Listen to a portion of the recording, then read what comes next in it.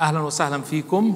Welcome. We welcome you all tonight to discuss an important issue at the present time for the Palestinians and Arabs in general. Even also this topic is attracting a lot of international attention in discussions and even events, meetings in the United Nations.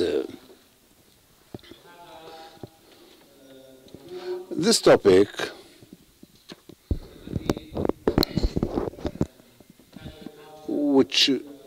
it used to be said that the Palestinian cause was one of the events of the region, but it has regressed in importance.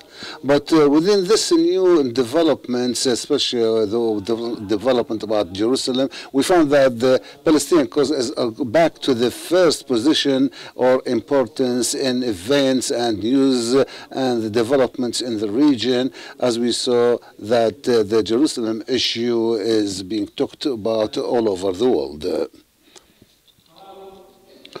The American administration's decision, in my opinion, was not the end of the road. In fact, this is only the beginning of a very long journey that will witness different developments I will try to discuss and look upon to know what will be happening to this issue of Jerusalem and the Palestinian cause and other issues of the region. These discussions used to take place, by the way, when there are important events in the region, saying that the Palestinian cause is no longer the central cause for the region. But right now we see that if we look at the past 100 years, there have been so many events, important and major events that developed and then came to an end. But within these events, we find that the Palestinian cause might have regressed at the time, but once these events came to an end, the Palestinian cause came back to the center stage. There was the Iraqi-Iran war, there was the occupation of Kuwait, there was the occupation of Iraq in 2003, and there was the Arab Spring then in 2011. All of these are very important major events, but we notice that these events, despite their importance and size, they appeared and then came to an end, so that in a way that the Palestinian cause came back to the center stage. The other characteristic of this issue is that at least on the popular level, we find the Arabs are different in Syria and from those who are in Yemen, and they might have differences about Syria, Yemen, elsewhere, but they are unified in their opinions and positions regarding Palestine and Jerusalem, at least on the popular level and the people's level, which is the sustainable thing. The third point that I want to refer to before giving the floor to the panelists, those great panelists that we have today, is the question: is this decision the decision of the American President Donald Trump, or is it that of the present American administration, or is it in the reality we might have the right to ask about the position of different successive American administrations, because this Jerusalem issue did not begin with Trump. In fact, it began since the 90s when there was this decision of transferring the American embassy to Jerusalem. So, is this specific or special development of Trump? No, it is much bigger than that.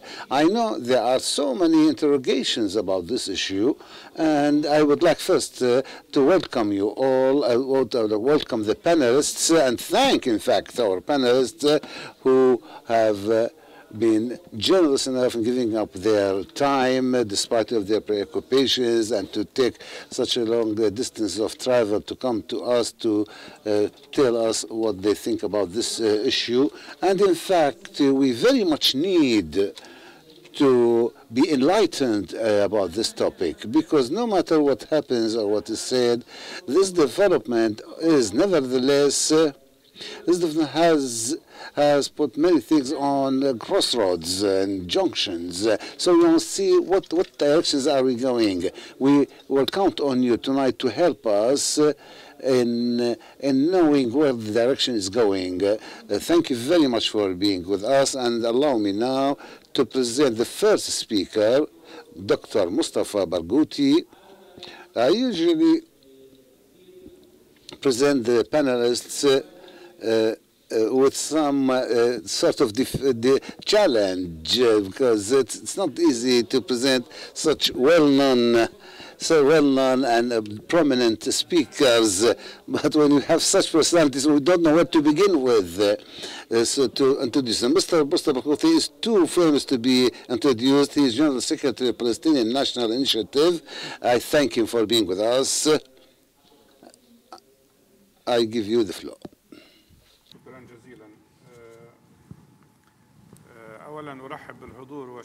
First of all, I would like to thank all the participants who have come and they have shown interest in this meeting. I would like to thank also Brookings Doha Center for organizing this meeting. Is there a problem in the sound?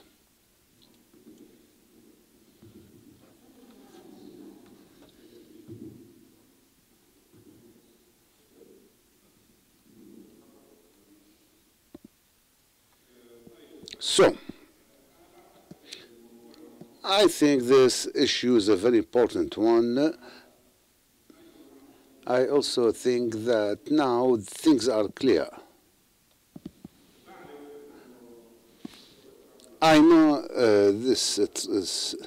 I know if Trump's project has been announced, but I don't think it will be. But I know there are enough indications or indicators that tell us what it is, what this project is, or at least what is the general American policies in this regard. There were some indications before announcing the recognition of Jerusalem as a capital of Israel, and there are some other indicators or indications after the announcement. What's unfortunate is that these indications say that Trump's project and his team, we know that's a team that is pro-Israel from different levels, but they are completely biased to Israel. Friedman gives enough evidence to that. The problem is that the project is not only about Jerusalem. No, in fact, it is a project that puts an end to the idea of two-state solution.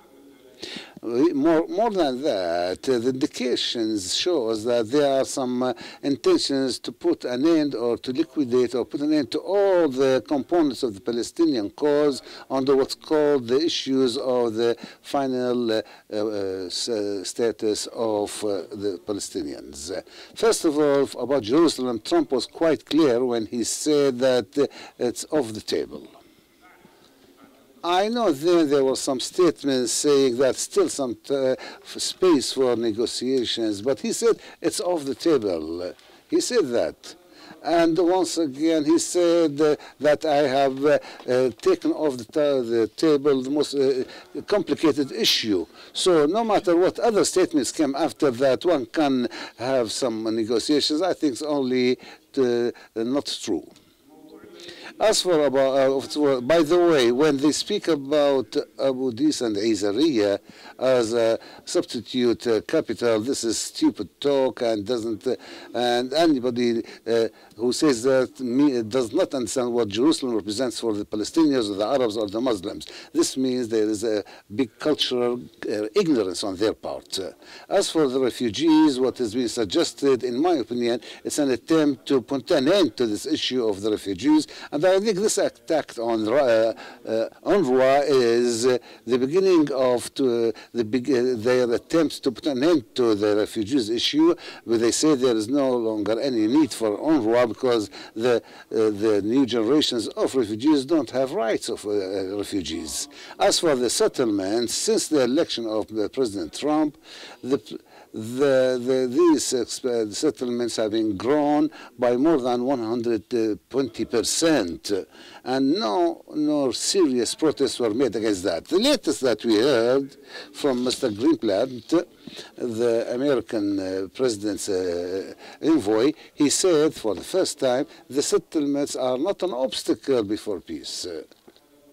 This is another change in the American position. We know that all the Europeans and all the world say that this is an obstacle. As for the borders or frontiers, everybody is saying that if they want to have a Palestinian entity, not a state, an entity, it won't have any sort of sovereignty and cannot control its borders, and Israel must stay in the different parts. The overriding security for Israel must be that in the hands of Israel all over. So the Jerusalem issue is not negotiable, the refugees is not negotiable, the settlements are not negotiable, the borders are not negotiable, the security is not negotiable. So what will be the negotiations about then? But what does this mean? Where's the risks or danger of that? For the Palestinians, this means that all this issue of negotiations for 25 years and the Oslo Agreement was all a trick only to gain time so that Israel completes its settlement expansions and not allowing the creation of a Palestinian state. There were 150,000 settlers at Oslo time. Now there are more than 700,000. The other thing that's even more dangerous is that there's a complete American acceptance with Israel and bias with Israel, and Trump never spoke about a two-state solution. He said what the parties concerned want to agree upon. They did not say that he suggests that should be a two-state solution. No, what Israel decides, what it accepts or doesn't accept.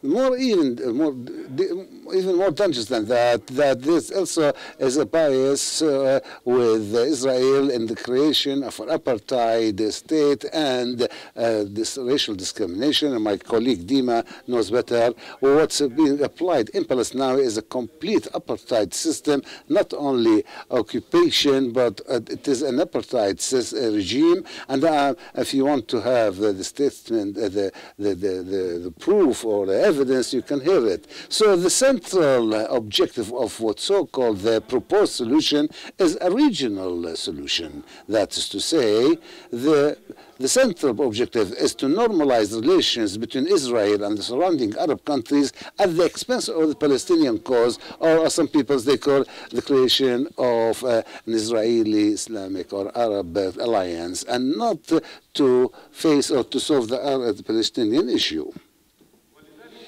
That's why we as Palestinians, we are very much angry, we are very much displeased. And we will not accept such a thing. And I promise you, no Palestinian would dare to accept this.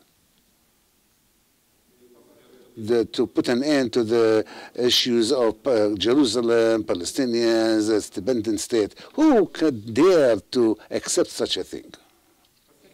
But what is more important to me nowadays, from an intellectual and political point of view, is what's going on right now? What does it mean from a historical perspective about Jerusalem and Palestine in general and the relations with Israel? What's going on after 25 years of Oslo, that the Zionist movement and the government of Israel are sending a message to the Palestinian people saying that the middle or the compromise between you and us is something rejected. There is no midway solution or compromise. No historical compromise is acceptable.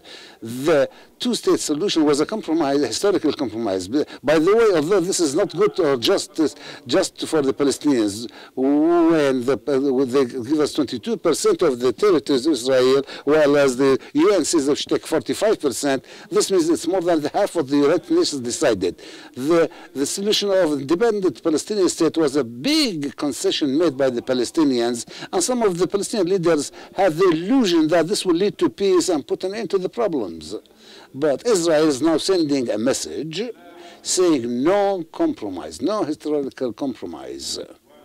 And of course, this will have a very big major effects on the situation, endless repercussions it might have. If there's attacks on the Palestinian Authority, that might lead to the end of the authority, or at least is diminishing.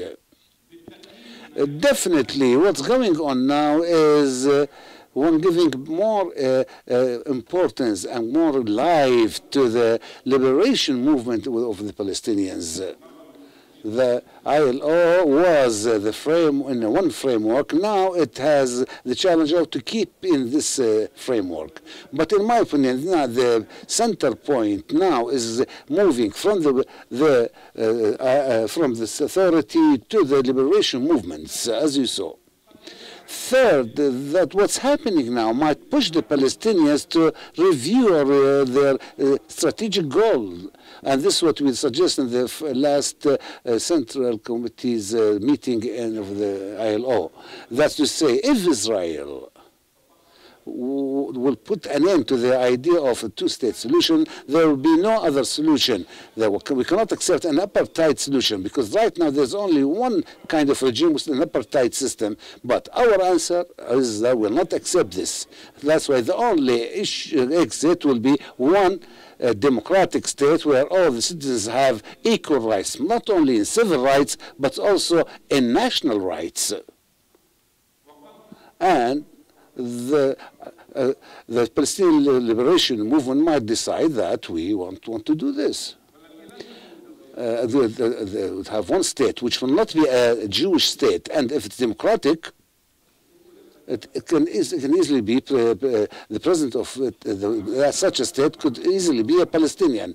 And I hear many Israeli commentators and some of the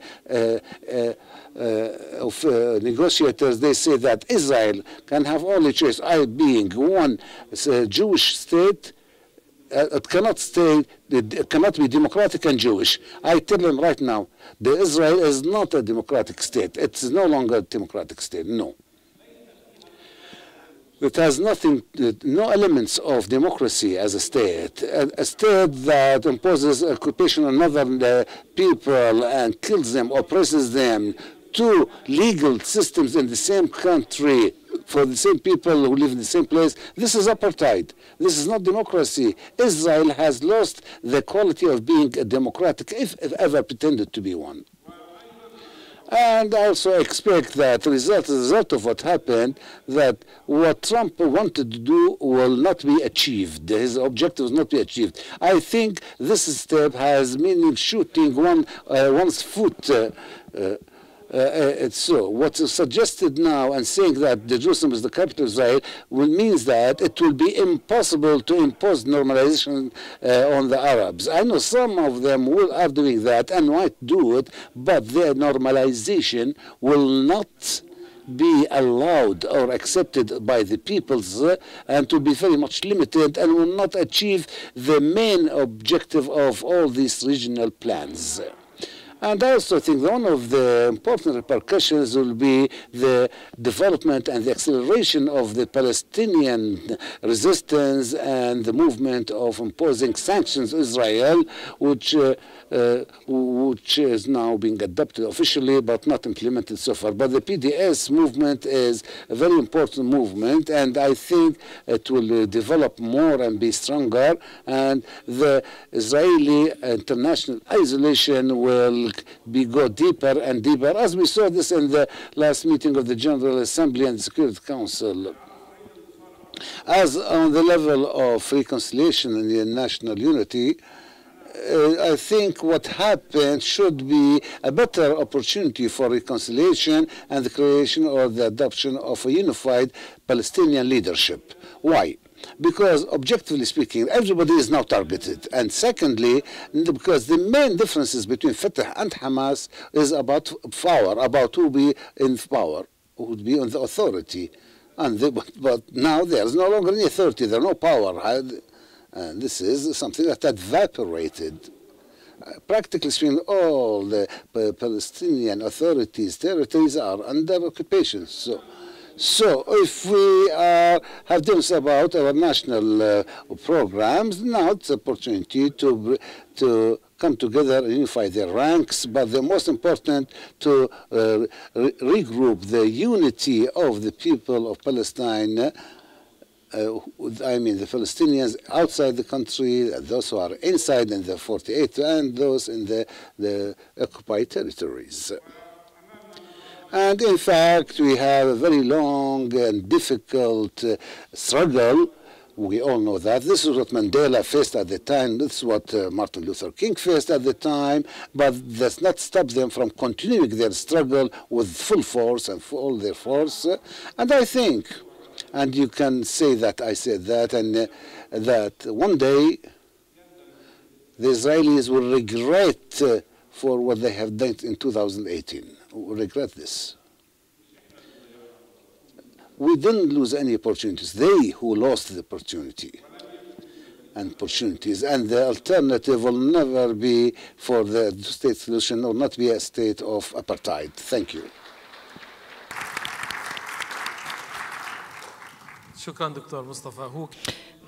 Thank you so much, Dr. Mustafa. As it is said, Trump mentioned that he has removed the issue of Jerusalem from the table, but in actual fact he removed the whole table. There is no table available anymore for negotiations. I would like to thank you very much, Dr. Mustafa.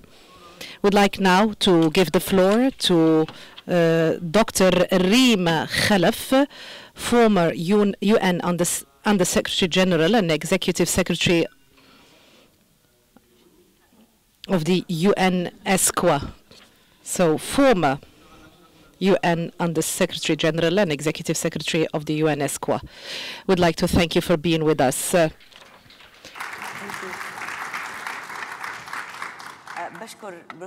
I would like to thank the BDC for the kind invitation. I would like to thank you all for attending this event in order to discuss this very important topic. I do agree with Dr. Mustafa in so many of the things that he had mentioned when it comes to the decision by President Trump. And I think that this decision, irrespective of its negative repercussions and dangerous repercussions, it is going to have outcomes that were not expected by the president and maybe not even planned for. These outcomes are going to lead definitely into the failure of the objectives when it comes to putting an end to the Palestinian cause, which was one of the objectives of such a step, and maybe pave the way into a solution that is going to be much more fair and just for Palestinians compared to previous solutions. Why do I say that? Let's talk about these grave repercussions. There are two things that we tend to forget: the gravity of such a decision when it comes to international peace and security. And the gravity of the matter comes from the fact that the strongest country of the world is disobeying, disrespecting the law. It is not easy that a state as large as the United States would violate international law. So the decision by Trump is in contradiction with Security Council resolutions and the General Assembly's resolutions regarding Jerusalem, that all resolutions say that the procedures and undertaken by Israel were null, and it is prohibited for countries to transfer their capitals into Jerusalem. That is why the United States of America violated international law. It also did violate the law by supporting Israel, not only by violating resolutions by the Security Council and the General Assembly, but also the UN Charter that prohibits countries to occupy territories of other countries.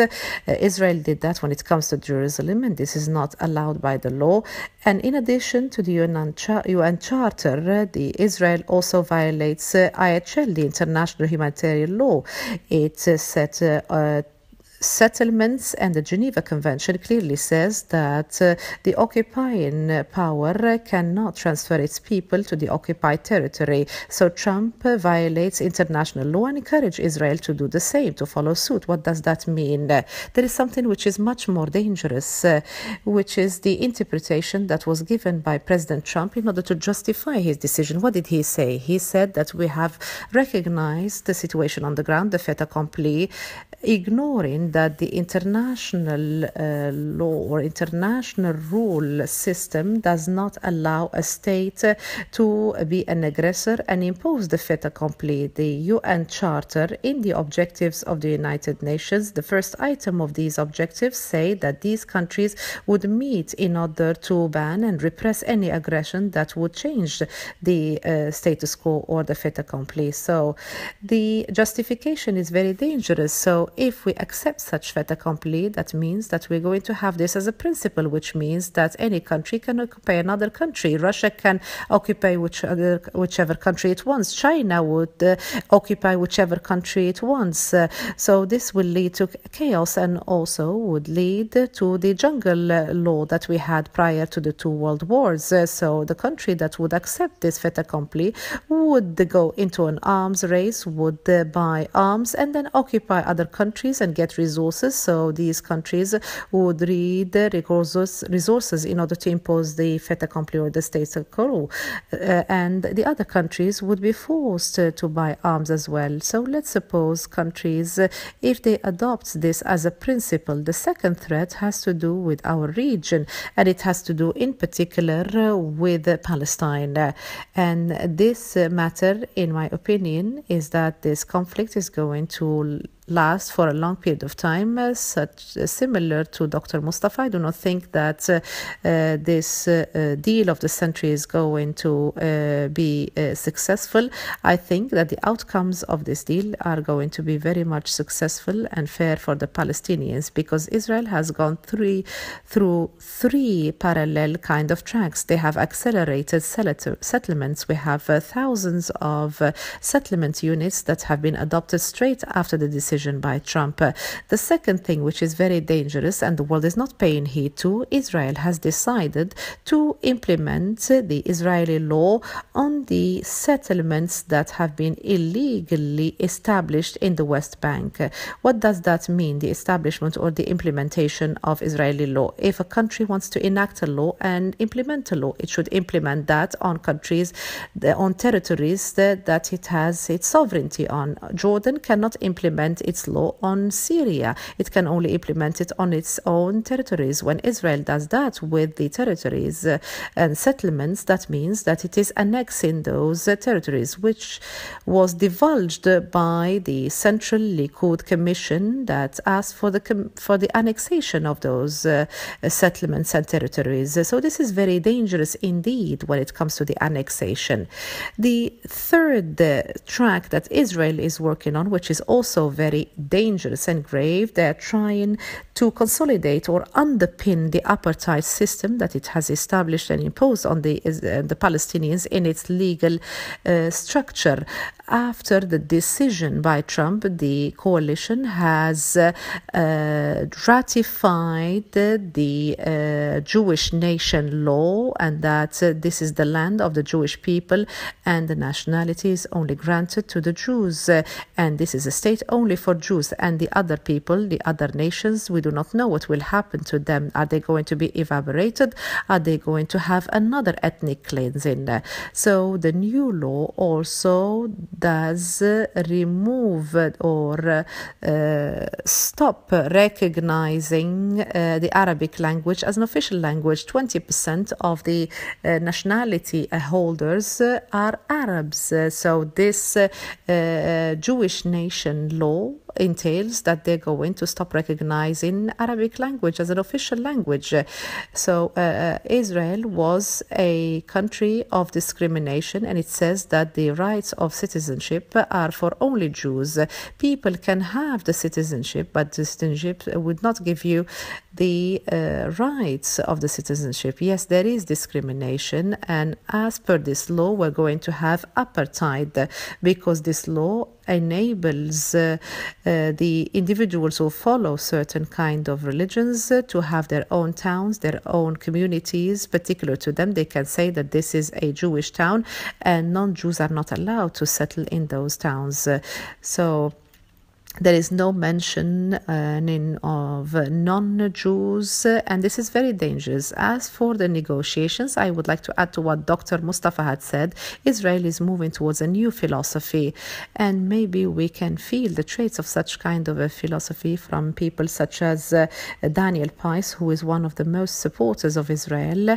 And Daniel Pais, he's got a project which he calls the Israel Victory Project. He says that the negotiations are nonsense, and no conflict can end unless one party is victorious over the other. There should be a loss for one party, and also there should be a landslide kind of victory for the other party. So these negotiations, we do not want to enter them. What does he say? He says we want to support Israel for it to be able to achieve peace through the defeat, comprehensive defeat and complete humiliation for Arabs and Palestinians. After we achieve peace, after we achieve comprehensive victory, then we can see what we're going to do with them. The threat lies in the fact that this project is expanding. I have checked this website today, and I have seen that this group has been expanded. We have a number of members of Congress joining this group, and also 16 people from the Knesset joining this group.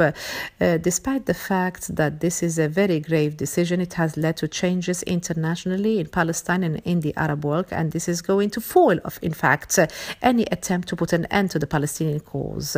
Internationally, it was very clear that the United States was very much isolated in its decision. When we look into the Security Council resolution, 14 countries voted against this decision. The permanent representative of the United States in the UN has considered this consensus in the Security Council humiliation, insulting to the United States, and she said that this is a humiliation that is not going to be forgotten, and the United States tried to stop the meeting in the General Assembly, the decision in the General Assembly, the condemnation of the decision, and those who voted with Israel and the US are 7 countries, the total population of which is no more than 0.5% of the total population of the world. As for the 120 countries that voted for the decision, their total population is more than 90% of the total population of the world. So we have an isolation of the United States of America. This also was manifested, and I would like to talk about 2 indicators in the opinion polls. The international opinion poll, we have seen a decrease in the trust of the leadership of the United States of America into 30%. A year ago, at the end of 2016, the trust of the people of the world, the nations of the world, in the leadership of the United States of America was 50%. When you look into the popularity of the presidents of the world, and I was very much interested in knowing Europe in particular. So the President Putin, who seems to be not of very much popularity in Europe, was more popular than Trump in the whole of Europe except Poland. So when we look into the decrease in popularity of the leadership in the United States, so this shows that they cannot impose this settlement on countries of the world. The second point that I would like to talk about, there are so many countries that have had a reaction, and as a result of that, they used to be, of course, neutral, and some of them have started supporting the rights of the Palestinian people. Dr. Mustafa was in Ireland, and there was a discussion in Parliament about a new law in order to stop and ban the goods of the settlements, not labeling, but banning. And also there was a news story in which they quoted the ambassador of Slovenia in Israel, and the Foreign Affairs Committee quoted saying that the decision to recognize Jerusalem as capital of Israel has accelerated a number of recognitions of Palestine as a state, as an independent state. In the Arab world, you have mentioned the decision by Trump has brought yet again the Palestinian cause to become yet again a central cause for the Arabs. We have seen the different moves, we have seen the demonstrations, we have seen the moves on Twitter and other platforms. We have seen a number of platforms through the Speaker of Parliament in Kuwait, and also the expulsion of the head of the representative of Israel from the Interparliamentary Union, and also we have seen sanctions imposed and punishment on those who try to normalize relations with Israel in Kuwait. So we have seen here the undermining of the credibility of the peace camp. The peace camp said that we have had enough. Let us tell you, you have taken 70% of Palestine, give us back 22%, and we're going to give you comprehensive and lasting peace. We're going to recognize you, and we're going to let all Arab and Islamic countries recognize Israel, and that's it. Practically, this is as if to say, yes, despite of all the atrocities that have been committed, we're going to recognize you. So what did Israel respond? They said, no, we do not accept that. We have a new philosophy. There's no such thing as land for peace. There is peace for peace. So we have taken 70%, and we would like you to concede the remaining 22%. Give us the 22%, and after that we're going to give you peace. So when you take away Jerusalem and you say that it has become Israeli, it would be very difficult to find an Arab, any Muslim, any Christian accept such kind of a decision. So what we have now, a popular support for the Palestinian cause as a result of this decision that was undertaken. Let me go back to the indicators. So the indicators, if you have seen, even Arabs that Dr. Mustafa talked about, who approved of what Trump had said, they said, yes, go ahead with the decision and don't quote us. Were forced as a result of popular anger, were forced to vote against the decision in the General Assembly, and they were forced to say that we did not say go ahead with this decision. And those who were following the news, those Arabs were about to declare their normalization of relations, and they had to postpone this kind of normalization in Palestine. And there's another point in the Arab scene. This decision has enabled us, how long do I have? 2 minutes? This decision enabled us to overcome the outcomes of the civil war. So we have had our world divided into Sunni and Shia. And after that, we tried to come up with an enemy that we have made our main enemy. And we said, let's all attack this enemy. And we are forced to cooperate with Israel for us to be able to put an end to and defeat this enemy. Now, how can we have an alliance with Israel while Israel says that it wants to take Jerusalem from you? So the alliances have changed, and people have started revisiting such kind of relationship. The definition of the enemy, of the friend, the enemy is the one that takes your Jerusalem, that violates your own rights. So what I would like to say here, so the world has started changing from an axis of Sunni and Shia and into another axis, the axis of the one party that tries to take Jerusalem from you, and another axis which is those who want to preserve the dignity of the Palestinians and so on. So there is another point that Dr. Mustafa talked about, but what I would like to add, that we have started seeing an increase in different forms of resistance. So we have new actors and players. Those who are leading the strife are not the Palestinian leadership. People thought that they were not up to the standard when it comes to the responding to this decision. We have have the people, the street, and the CSOs, and those who are against putting an end to Palestine. And I'm not going to talk too long or speak too long about Palestine, but I would like to conclude by something that I really liked about Henry Siegman.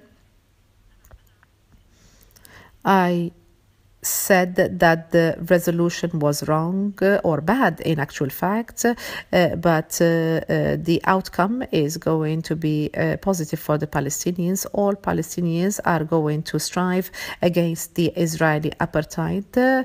Let me conclude by the evaluation that was made by Henry Siegman with regard to the decision by America.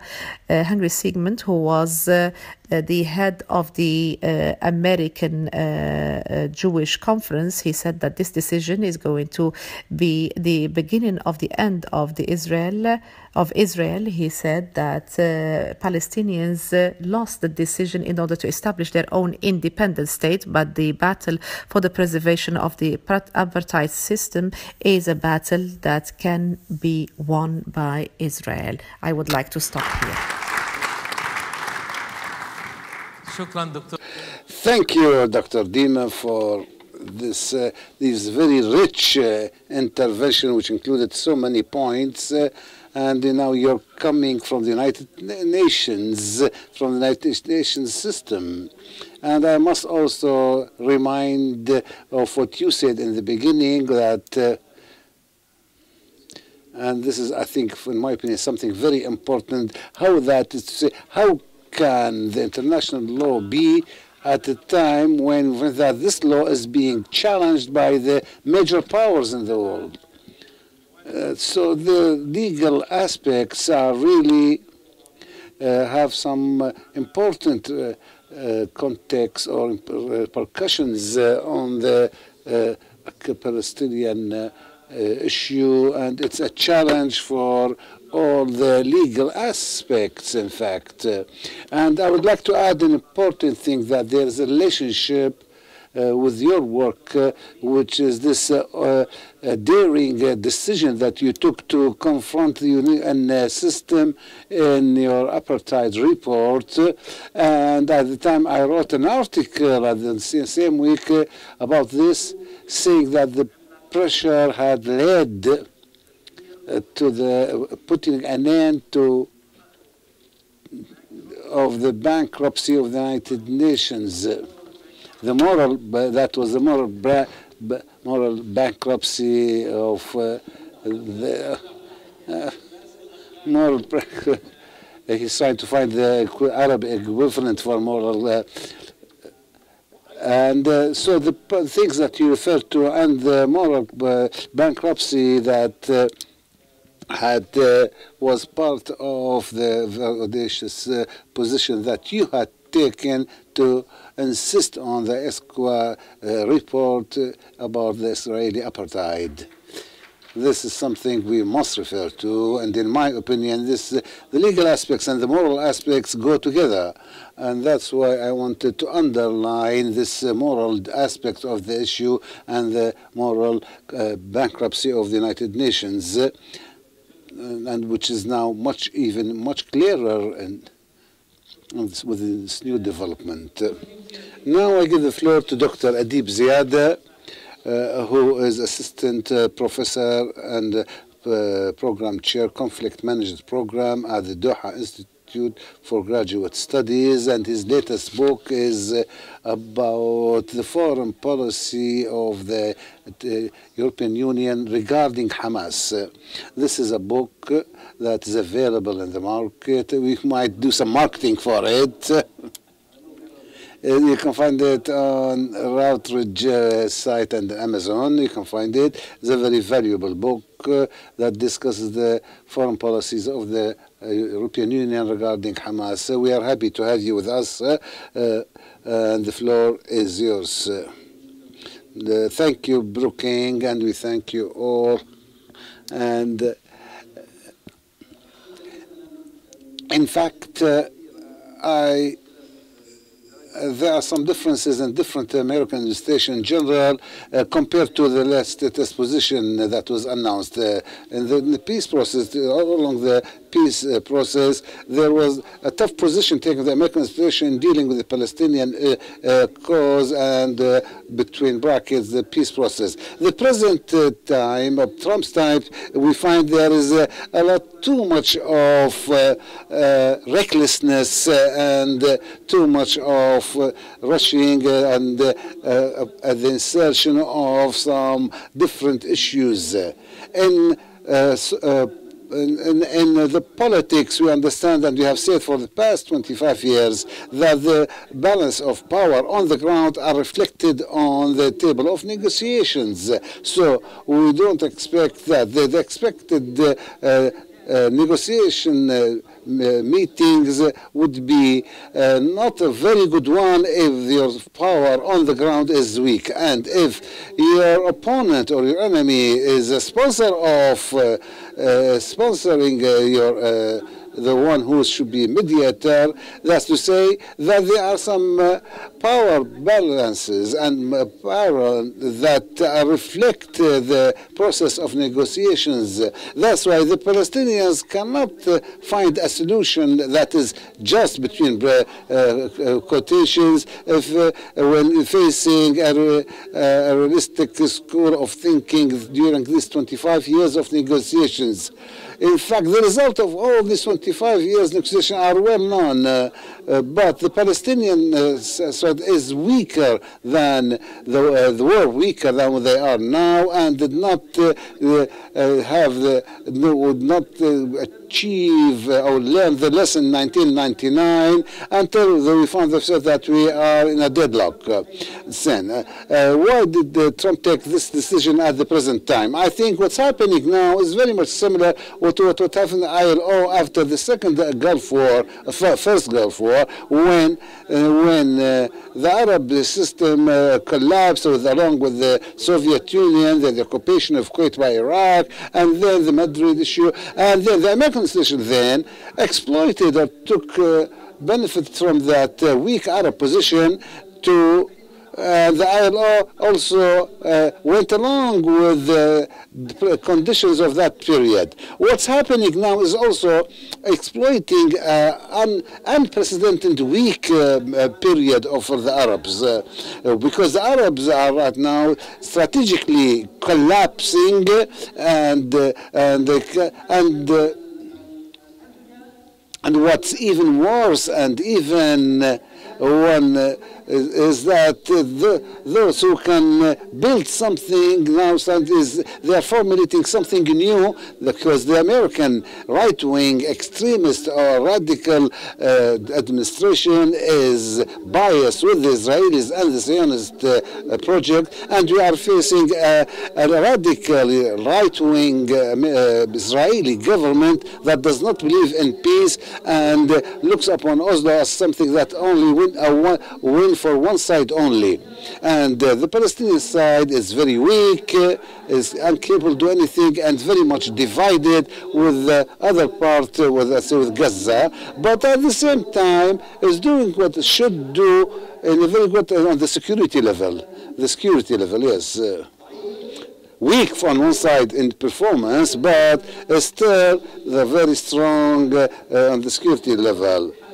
So we are in a very weak Arab position strategically, and the very skeleton of this Arab body is weak in a way that they cannot face this Zionist project and cannot think of any mechanisms to deal with what's happening. We also are facing a European Union that has accepted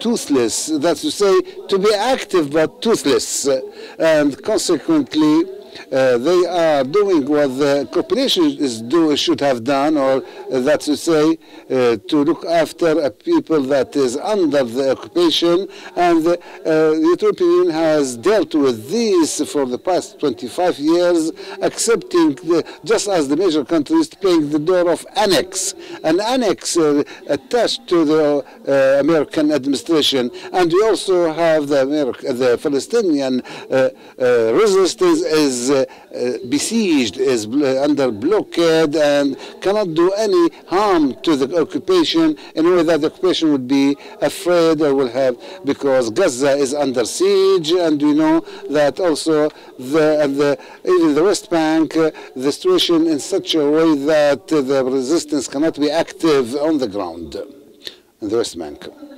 And also, at the same context, we are also facing this issue of Jerusalem that was postponed to the final status negotiations. That's why the sin that committed by the ILO since 1993, since Oslo until now, is to postpone the Jerusalem issue. So now, after 25 years of postponement, we find what happens to Jerusalem. And we are also facing a sort of Jordanian guardianship on the sacred places, Islamic and Christian ones, but this is a guardianship that is not active. That's to say, there are daily attacks on the sacred places in Jerusalem, and the Jordanian guardianship should be more active to take Israel into trials and to refer them to the law because they were attacking Jerusalem. What is the importance of this decision? As my colleague said, that this decision has put an end, whether it wanted that or not, it has put an end not only to the peace process, but on the very logic of speaking about any peaceful solutions with Israelis. What does it mean these past 25 years? What do 25 years of negotiations, what do they mean? The Palestinians found nothing in them on the ground, as Dr. Mustafa said. What happened is that the settlements grew faster and faster and multiplied by number, and the confiscation of Palestinian territories also doubled, and so what does all that mean? What does it mean that after 25 years of attempts to give some hope to the Palestinians, they tried to just give the Palestinians some sort of a hope, thinking that they might fight something about Jerusalem or the refugees, something, not everything, not only something. And the Palestinians suddenly woke up after 25 years to find they have nothing. They told them about Jerusalem, no. And refugees, no. They said there's no such thing as refugees now. So we are now finding that there's a collapse of what's called the peace camp in the Arab world, especially in the Palestinian region. So whether Abu Mazen or anyone else who wants now to speak now, right now, wants to speak about a peace project or negotiations or about a centuries deal about for the Palestinian, I dare you to give me any Palestinian who would accept that. Any Palestinian would say, what are you talking about? What peace are you talking about? What happened in these 25 years? So, in my opinion, all what's happening now is something that in a different direction, which is quite contrary what the American nation wants, and even what the Western Committee wants in the world about the Palestinian issue. As for Jerusalem, in fact, I'm not afraid. What's happening is an American position. It is true that America has this big stick on its hands, but we, as Palestinians, we are armed with dozens of international resolutions that guarantee our full rights in Jerusalem. We are armed with Arab and Islamic international positions on our side. And it's very rare to have such unanimity about any issue such as that about the Palestinian issue in the United Nations. I think you all agree with me. It was very rare to have such a unanimity of opinions about any issue such as the one that we saw about Palestine in the United Nations. That's why I think the USA recognizes Jerusalem as a capital for Israel, and this gives green light to the Israelis and to the battle for Jerusalem. But it's not the end for us as Palestinians. As long as we have this key, the key of Palestine, and I think no one, neither America nor even the official Arabs, nor those who will accept this century deal would accept this. As for the Palestinian situation, The authority, of course, have some personal achievements and very little national achievements. A lot of personal achievements, but very little national ones. Unfortunately, whether of course the personal achievements they would not give up at all, and the very few national achievements they would not also be in a hurry to abandon or give up.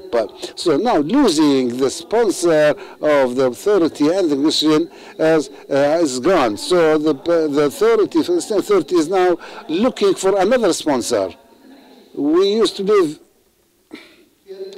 We used to have USA as a sponsor. Now we're looking for other sponsors. And now you can imagine with me, if USA, which has the big stake that can put on Israel's head, had done nothing in 25 years. And can you imagine if another sponsor comes, such as the European Union, can it say, if it accepts to be the sponsor, what will Israel listen to them?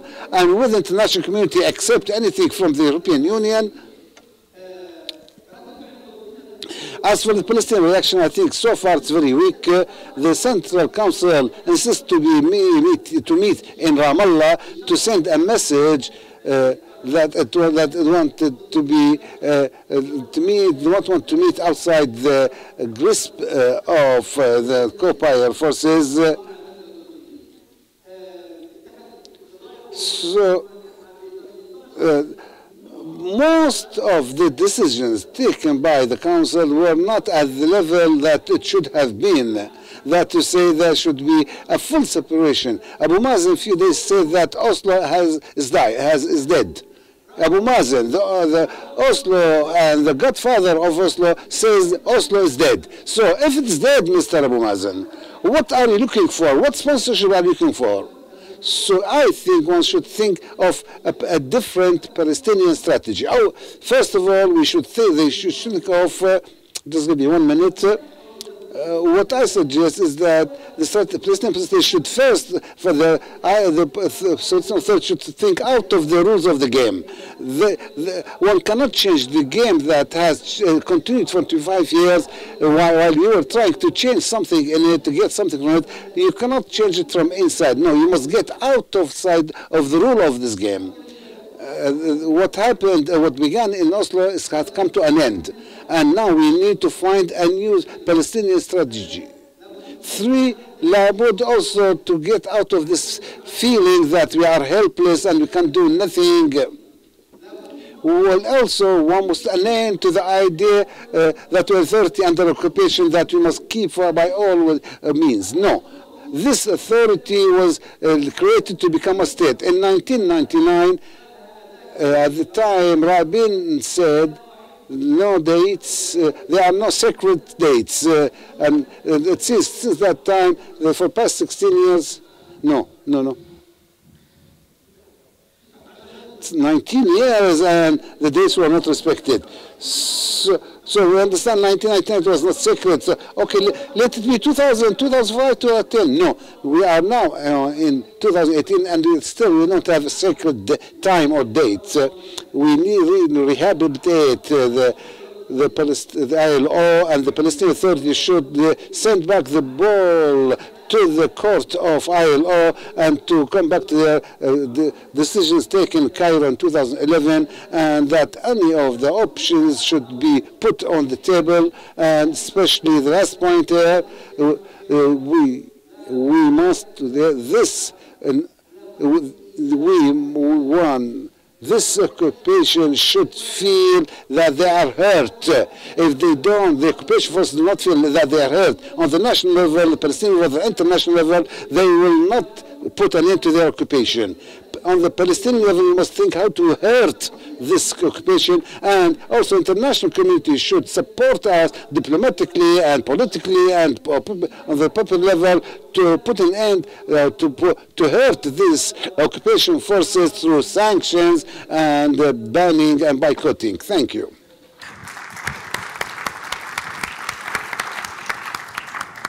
Shukran, Dr. Adib.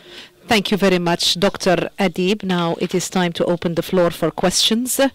And this is what I wanted to allocate a large period of time to, for you to have an opportunity to ask many questions. Dr. Mustafa, we're talking about the demise of the two-state solution. In my opinion, since the election of Netanyahu in 1996, since he came into power, I think the two-state solution had come to an end then. We always talk and hear that the two-state solution has come to an end. So my question is, how many times are we going to see the death of the two-state solution? So we have had a process without a peace, and now we're talking about the death of the two-state solution, and this has become the solution, which is talking about the two-state solution. You were in the meetings of the Central Council. So my question is as follows. When it is practically, officially, is going to be announced the end of the two-state solution, and what is the impediment? So I do not want to discuss whether it has come to an end or not. I'm going to jump over that. So what is the impediment? What does not help the Palestinian Authority or the Palestinian leadership with all its colors? So we're not talking about just the leadership as a whole, its movements, its political parties, and so on and so forth. All of them are responsible. So what is the impediment? Why not put an end, issue the death certificate of the two-state solution, either talk about the one-state solution or any other kind of solution? Is that your question? You've come to an end. First of all, I would like to talk about something. In 1998, I wrote not an article, but a long piece, which is the period after Oslo. And in 1998, I clearly refer to this idea, which is Israel is going to put an end to the two-state solution, and the alternative is going to be the one-state solution.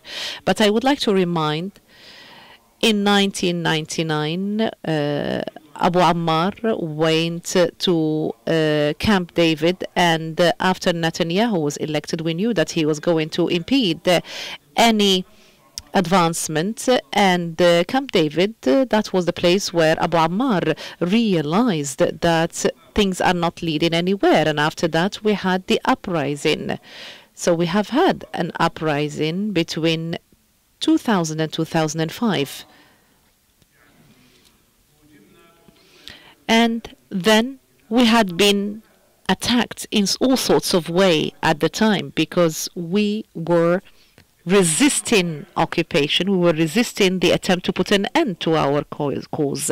Now things have become very clear.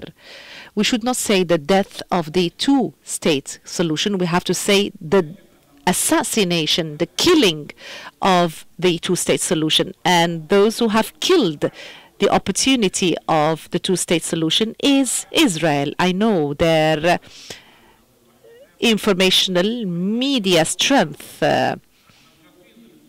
We know in 1947, Palestinians refused the division, but also the idea that was disseminated, that was adopted by the whole world, is that the Israelis accepted it. And there is an Israeli researcher at Oxford University. He showed that there isn't such a thing as a document that shows that Israel accepted such a thing. And you know what they have done on the ground. We have to be very cautious. We have to underline, we have to stress that the party that had killed the two-state solution is Israel. I do compare our situation today to the situation we had after 1967, the war of 1967. There was a general feeling at the time that we were relying on the Arab countries to come and liberate us. And everybody was very hopeful after the war started, and we were surprised by what had happened at the time. This was a real shock at the time. And I do believe today that we do not live in the same way, but we live the loss of a methodology, the loss of a project that never was successful and will never be successful. We, as Palestinians today, I think we need to have a new revival, a new awakening with a national Palestinian strategy, a new strategy that is different from any other strategy in the past, that would change the balance of power through resistance and the escalation of popular resistance. Yet what you said, it is not going to be a lasting and continuous resistance. What we have since 2015 is a kind of a subterranean kind of resistance.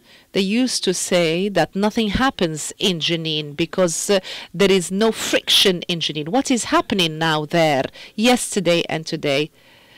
So there is a levée en masse, if we may call it so, taking place in those areas of Jenin. So this is not something that is going to pass by unnoticed. No, I think we need a national Palestinian strategy that is going to be based on a number of points, which is popular resistance, the BDS campaign of boycott, the investment and sanctions, and also rebuilding of the three Palestinian components that I talked about, and also to end the state of division and to unify the ranks of the Palestinians. We cannot continue in the situation where we are. We would like to have one unified leadership. If we talk about the one-state solution, this is what I was talking about since 1998. I cannot impose that on the people. Palestinians have to meet, have to decide and agree together. We do not want to have a division similar to what had happened in Oslo. So these are the most important points, and I do warn against this threat. I am sure that those who are planning in the Zionist movement are planning for the coming phase. And I am sure that the coming phase is the dislocation, the expulsion of Palestinians. And we have to have a steadfast move by the Palestinians to stay in Palestine. And this was the reason that has made and forced the Israelis not be able to put an end to the Palestinian cause. I am sure that all have a national sense and feeling to support their people, and we have to know that the Arab countries have a duty upon their shoulders. So during the meetings of the Central Council, a number of bold decisions have been taken compared to previous decisions, but they have not been implemented. This is my question. In the last 2 days, there was a declaration that there's going to be a committee to follow up with the meetings of the Central Council for implementation. In your opinion, do you think that the resolutions of the Council are going to be interpreted, translated on the ground, particularly when it comes to freezing the recognition and stopping security cooperation? Is this situation, this time, it is going to be different from any other times? Are we just forming a committee just to look into those decisions and so on and so forth? First, it is not right to say that the Council has not taken new decisions. No, they have taken new decisions. They have taken new decisions based on my proposal to adopt the BDS, which is the boycott, the divestment, and the sanctions, and also to stop the security coordination and so on and so forth. So the way this was drafted was not very much appropriate. And I would like here to remind the first sentence that was used in the Council, that was 3 years ago approximately. We have undertaken a number of decisions, which is to stop security cooperation, coordination. This was stopped, was taken last March. It was taken, the decision was taken, but it was not implemented. And there were a number of statements made by Palestinian officials who say that we still implementing the agreements, and this coordination is not going to be stopped. I think that this is not a right decision, and referring the matter to the committees, that means that there is pressure because the decisions undertaken by the committee have not been, by the council have not been implemented. So there was pressure, of course. That is why. Is this going to be implemented? This relies on the level of popular pressure when it comes to the implementation of these decisions. I agree with you, and this was how I understood the situation.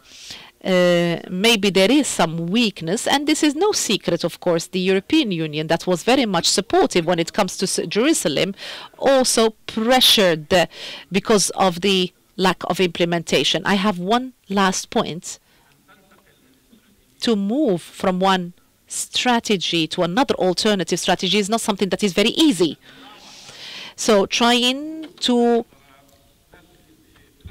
turn around the bush is also not very easy. I think the situation is that they are turning around the bush because they are hesitating in undertaking a new strategy. When you say that I would like to substitute the failing negotiations or failing negotiations with other alternatives is not going to be useful. Why do you want to have new negotiations?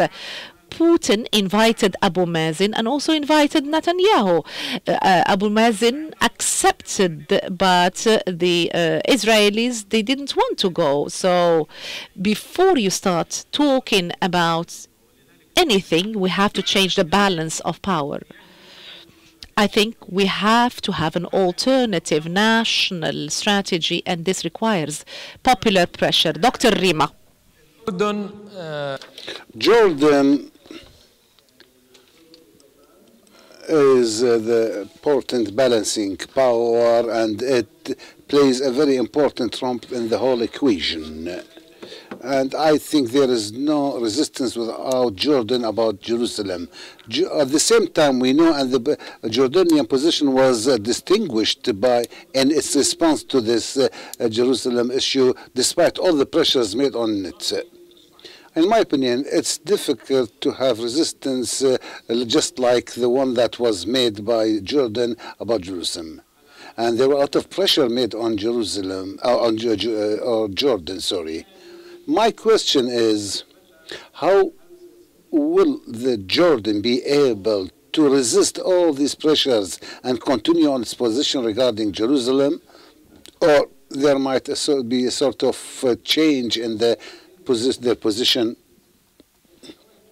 First of all, according to my readings, King Abdullah is the only leader who practically objected to Trump's when he consulted them, and this is something great. And despite all the pressures made on Jordan,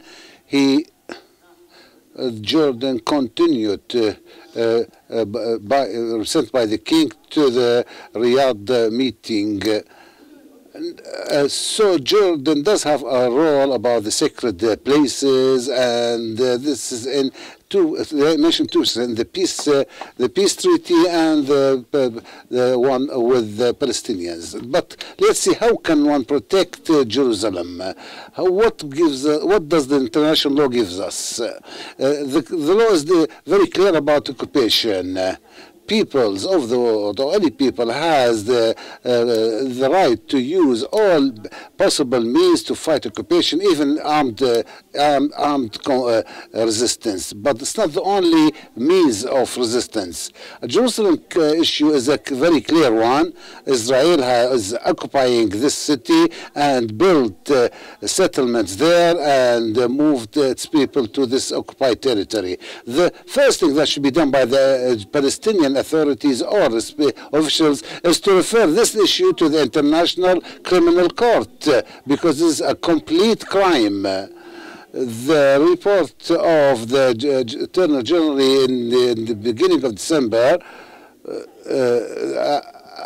there was about two things about Palestine. One, about the settlements, to see if the Roma Statute applies on it or not.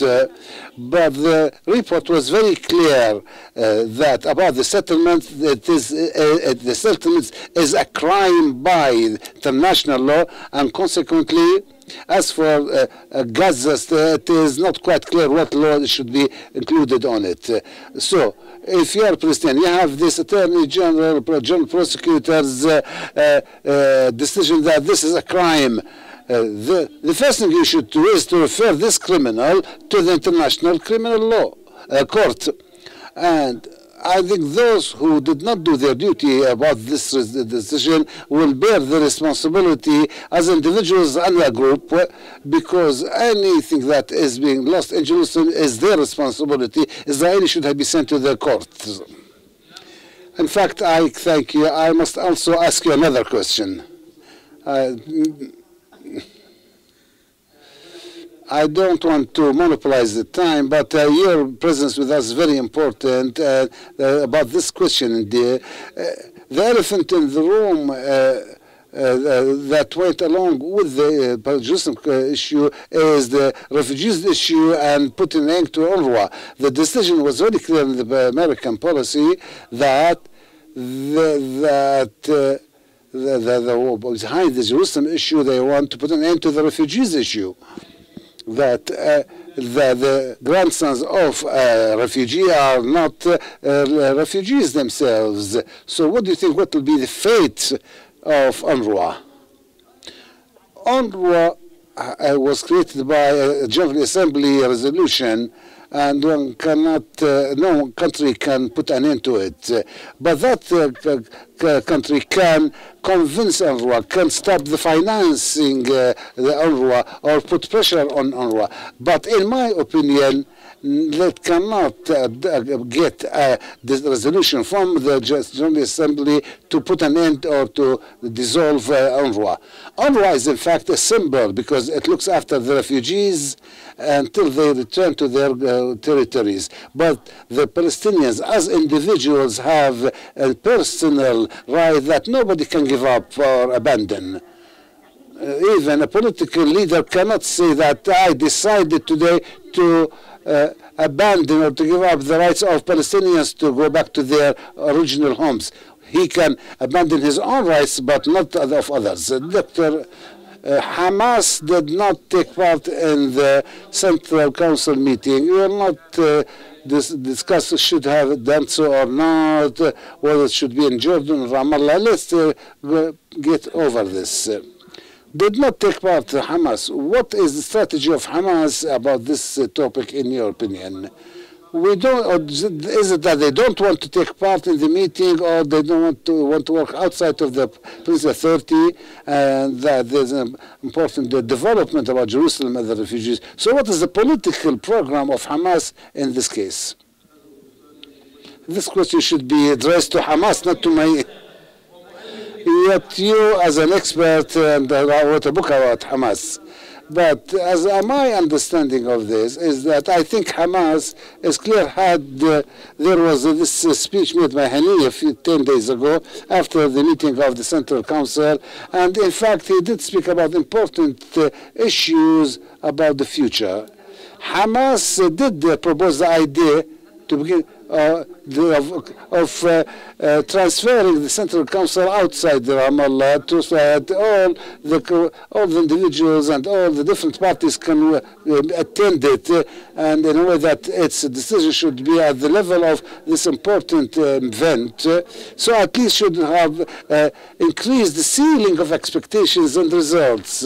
I think Hamas is now proposing an important idea, which is that there should be a resistance strategy after the 25 years of failure in negotiations, and that the authority now finds itself at the dead end.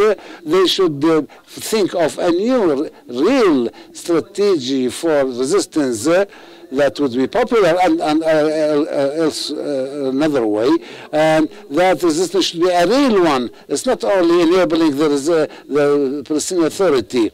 Unfortunately, in fact, they not speak about reconciliation. No, they not call for reconciliation between the parties. They only called for enabling the authorities in Gaza. And this is the expression used by Hamdan several times. So I think that the strategy of Hamas is built on reconciliation, first of all, and to reformulate or reconstitute the authority according to the Cairo meeting 2011, at least its leadership. And now there are some calls to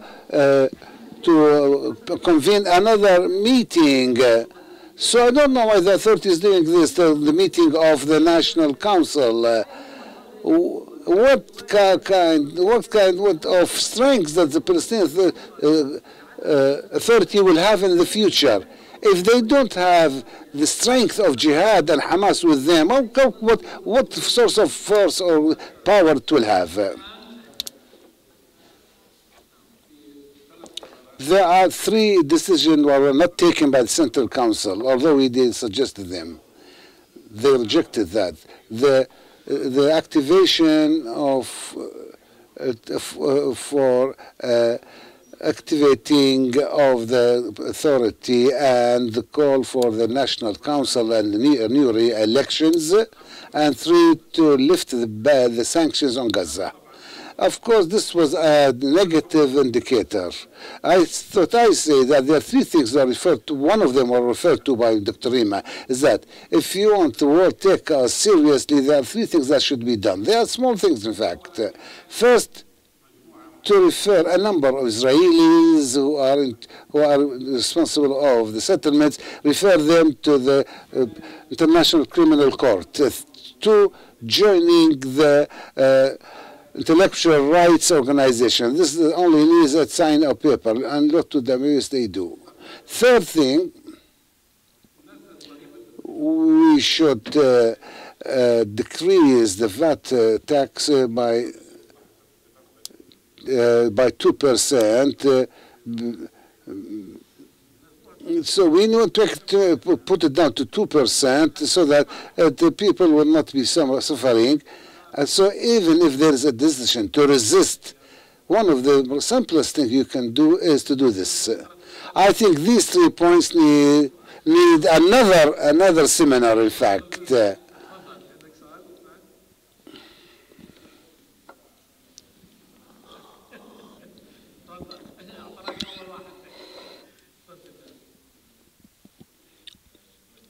Thank you very much. I thank Brookings. Qamat. We are very proud to have this. My name is Saeed Abu Auda, Director for investment company in Qatar for 20 years. The Palestinian cause, and I think you agree with me, might be the most important liberation cause that gained popular sympathy on the Arab and Islamic world in the 20th and 21st centuries, and that the liberation movement that got the most of financial aid in the world, and this cause led by ILO and by the leadership of Fatah has brought the Palestinian cause to this very saddening situation or position. So, on your point, do you think there any minute that the Palestinian people can put the ILO into hold the ILO accountable to see for what they have done, and say to Fatah, what have you done to the Palestinian cause? Is this possible, such a national revision? Is it possible? You spoke about strategies and respect that, but I think my question is, don't think there should be a real revision that all the Palestinian people should take part in? Second remark, we expect that in a month or two time, we will see the launching of the deal of the century. And I say right now that regardless of what Trump will say, the Palestinian Authority will see some hope in what's happening, so that we continue the series of negotiations and going on our business as usual. I think that there's something important, that is the question of money. Money, Mr.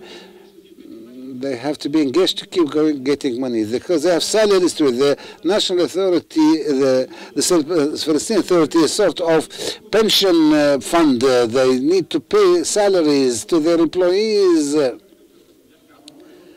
As for UNRWA, isn't it really saddening that we cry for UNRWA for only $230 million? You know, in the Gulf states, a change order of a road project costs more than that. Nobody said we compensate this. Nobody said.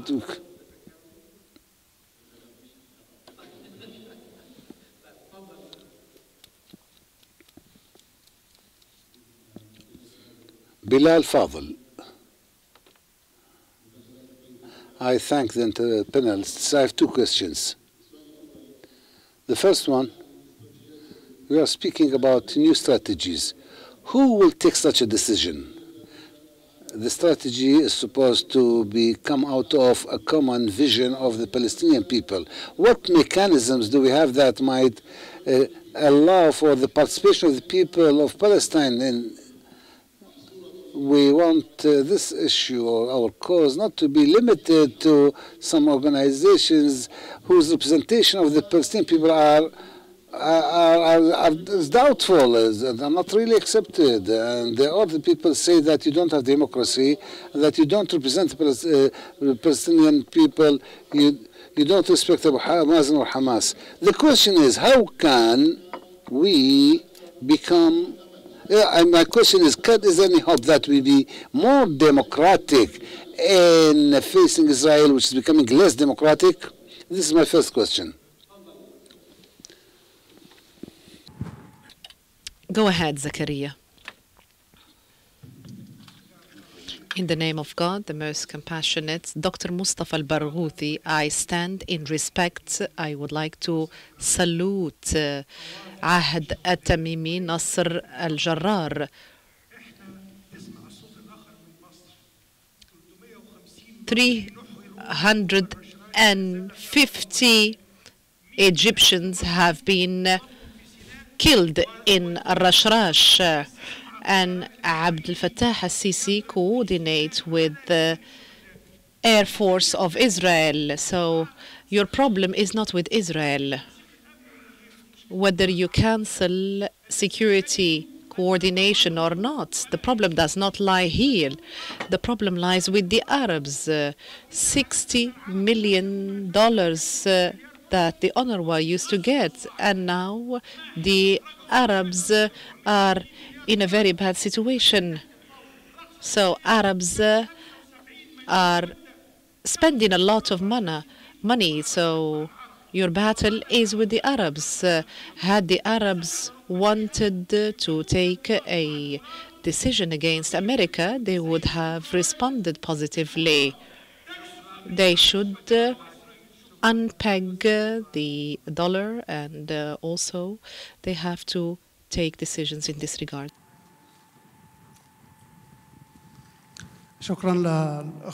I would like to thank the different speakers. I would like to salute you and thank you for being with us here in Doha. I have a question that might be taken for granted, but this is a question that I've been thinking about for a period of time. the Palestinian leadership, Fatah and Hamas, they should understand that this division is in favor of Israel. And although they know that this division is in favor of Israel, they still continue in such a division. Why do they continue in such a way, although there were a number of attempts from a number of Arab countries to unify the two parties, Fatah and Hamas? Why wouldn't we have a levée en masse that would ask the leadership in both Gaza and the West Bank? But it hasn't been as successful as it should be. Last question, and then we give the opportunity to the speakers to comment.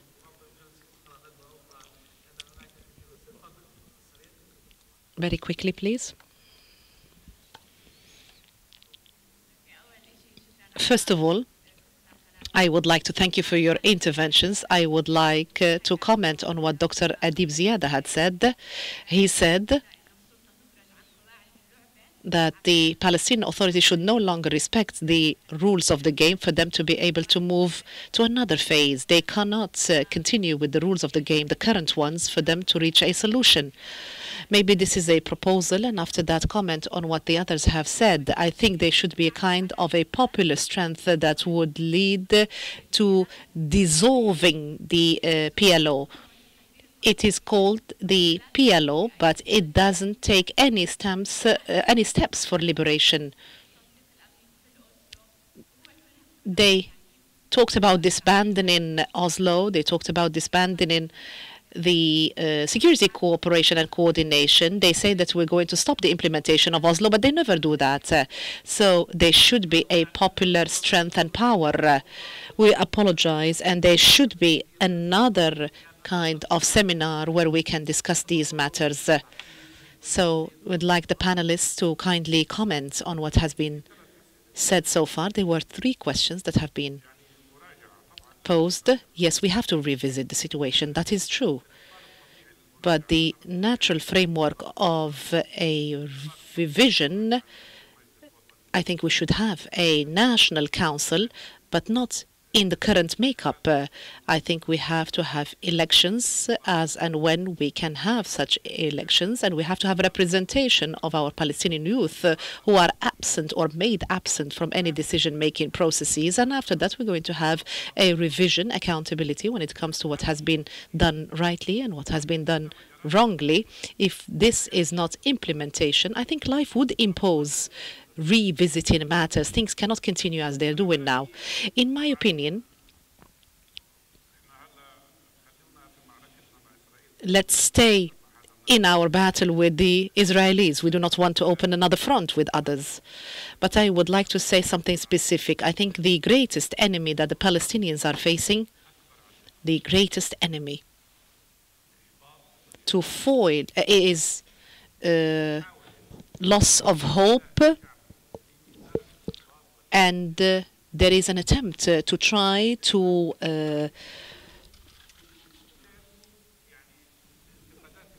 throw the seeds of hopelessness and frustration.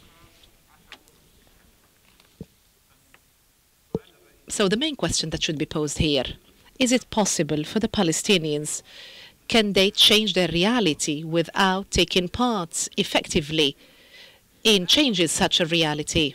We cannot wait, as Palestinians, we cannot wait for others to come and solve our problems. We have to concert efforts together. We have to stand together to create the change that is required.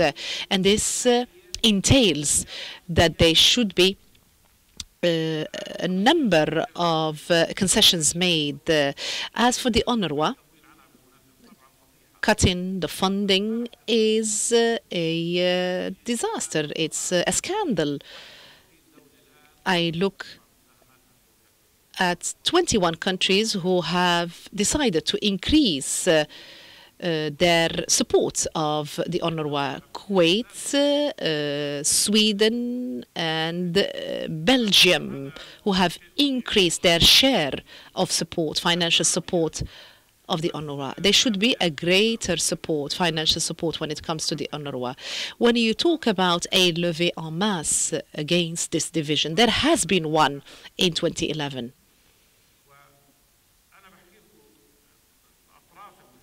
The different parties of this division are very much concerned when it comes to this levée en masse. There is popular anger. I am very much concerned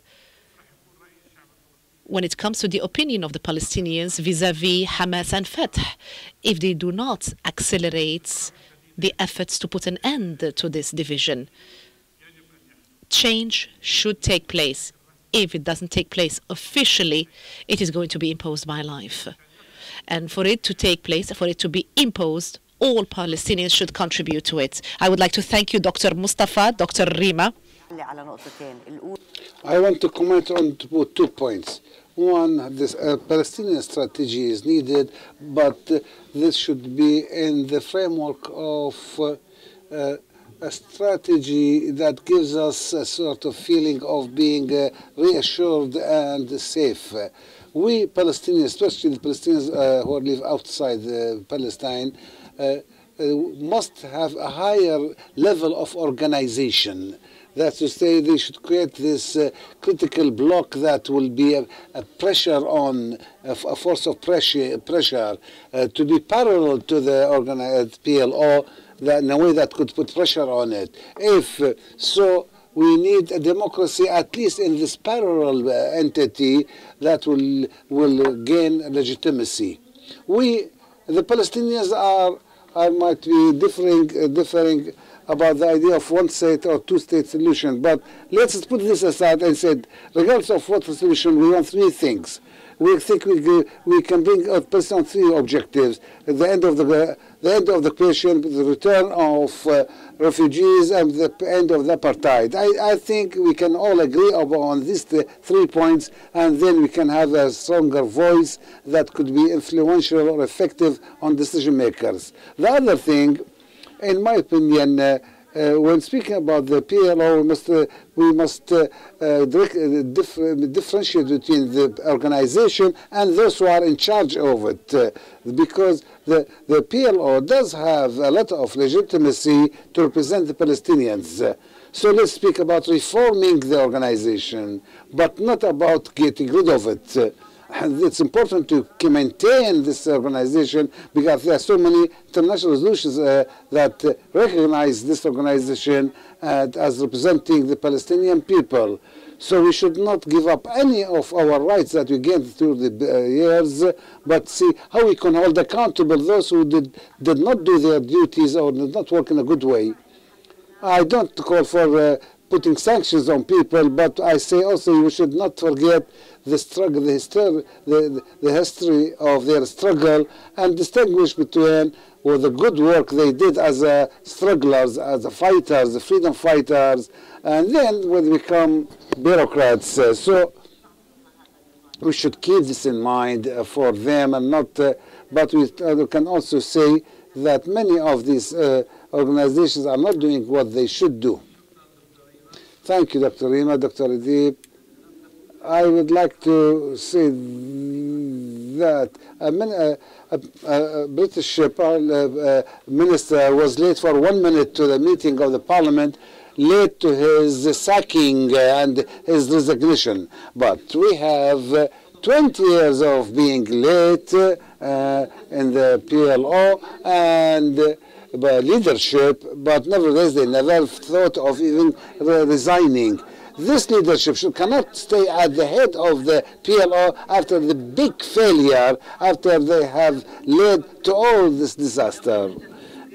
The PLO should now be, leadership should be handed to a new leadership and to rebuild this organization right from the start. In my opinion, there must be a sort of tendency that is above all political ideas and parties to confront what is now called as the people of the salaries. There is this tendency or this direction of salaries, because there are about 200,000 employees who need to get their salaries. So what we need is to have a new patriotic feeling that is, as for the division, I call to put an end to division. And I disagree with Dr. Mustafa, and I think I agree with all he said, but I disagree only with that we need to pinpoint who is responsible of what. We, as academicians and politicians, we cannot continue saying that both sides are responsible. No, there are some steps made by one side, and there's another side that rejects everything and refuses.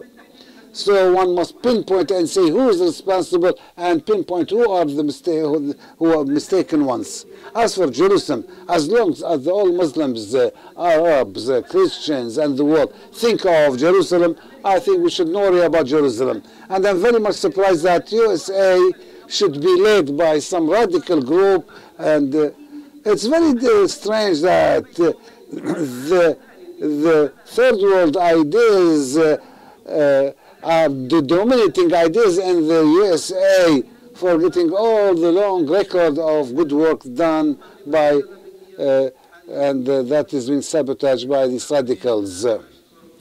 Finally, I'd like to thank our panelists and also thank you all as participants for your patience, and thank Brookings Doha Center for organizing this seminar. I hope that this will be a message to the organizers, maybe to think about organizing other seminars on this line. Thank you very much. Goodbye.